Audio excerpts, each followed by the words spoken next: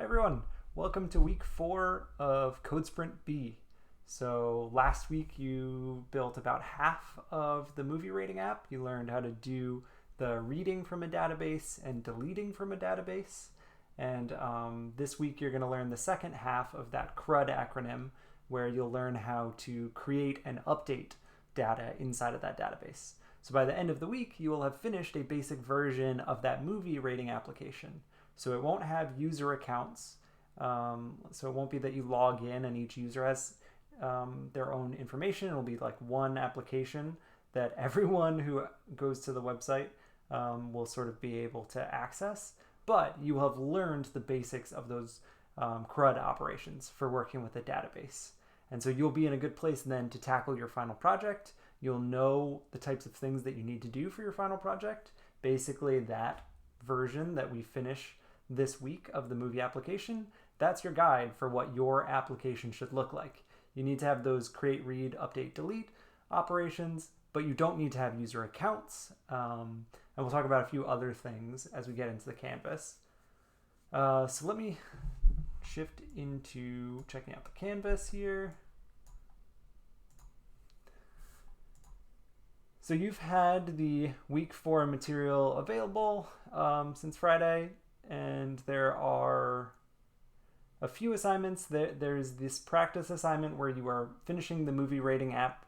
There is a final project progress milestone, and then there's a project feedback assignment for participation, and then there's our optional sort of post a tip, ask for help, give help discussion assignment. So all of these are listed in the week 4 overview page. That's where you should start. And then there's not much to talk about with these two assignments. I want to talk about the final project progress milestone and also a little bit of what's coming.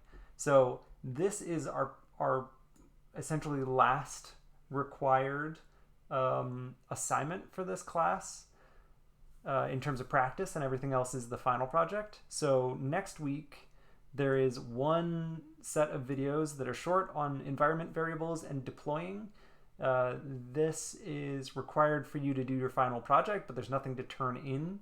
And then all the rest of the material is going to be kind of extra credit assignments above and beyond. So there's one already posted on class components versus functional components, which I think will help a lot of you as you are working through your projects and using online references, because a lot of online references still use class components and haven't switched to functional components yet.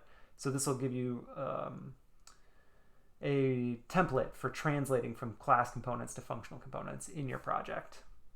So there'll be a few other extra credit things here. I haven't decided yet how much I'm going to cram into here for extra credit.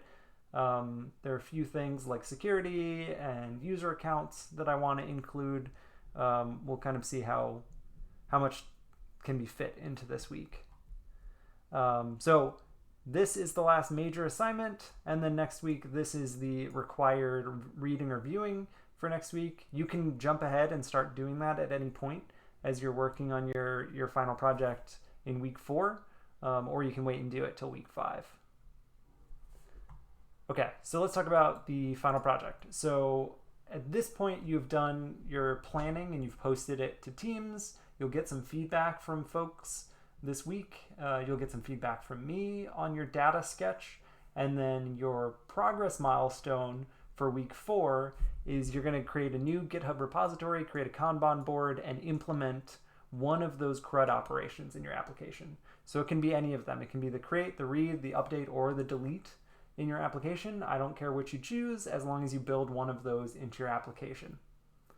And a couple notes on scope here. Again, movie rating app, think of that as your template. So use that as your guide. I would recommend starting a new project with Create React App. And then as you build things out, use the movie rating app as your sort of reference. So you can pull up the movie rating app and sort of work through what aspects you need to bring over into your project to get it working. And the closer you stick to that movie rating app, the easier your project is going to be. So if you're someone who's not feeling terribly confident in the material we've covered so far, stick really close to that template And if you are someone who is feeling really comfortable with React and Firestore, then I'm going to let you go further from that template. You're setting yourself up for a little bit bigger of a challenge, but the rewards are greater in that you'll have something that is much more portfolio worthy by the end of the class. And then with this project scope, just keep in mind that user accounts, that's not something we've covered. That's not something that I'm requiring you to have in your application. If you want to learn how to do that, there are resources in the Firestore documentation. You can also ask me about it, but that's not required. And another note that I want to mention that came up in last week's class is handling of images can be tricky. If you want to have users upload images, you don't usually store the images directly in the database. So if that's something that you were planning to include in your application, reach out to me so that we can talk about what the best way for you to tackle that would be. Okay, so with that scope, so you're creating that GitHub, you're doing the Kanban. This is the same thing we did for last week's, last class's planning milestone. And then you're building out your CRUD operation in a React application. And keep in mind, I don't care about your styling, your markup, code conventions at this point.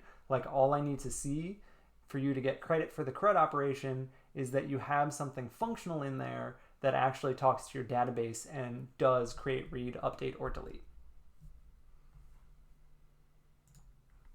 Okay, so that is it for this final project progress milestone. And then next week will be the week when you have all of the homework time devoted to finishing up that final project and submitting that final project. So go through this set of requirements here to make sure that you're on track.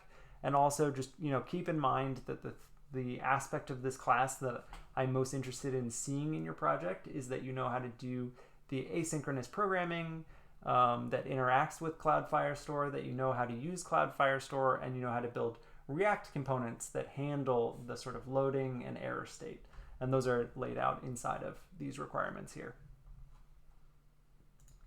And the last thing that I'll leave you with is if you go to the week 04 overview here, one of the optional recommended things is to set up a meeting with me to look at your final project. So that can be at any point.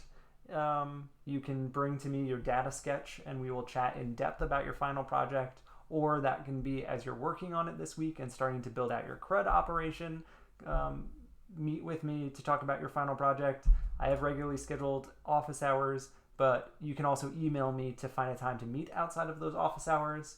And a lot of you have noticed that I hang out in teams throughout the week during work hours.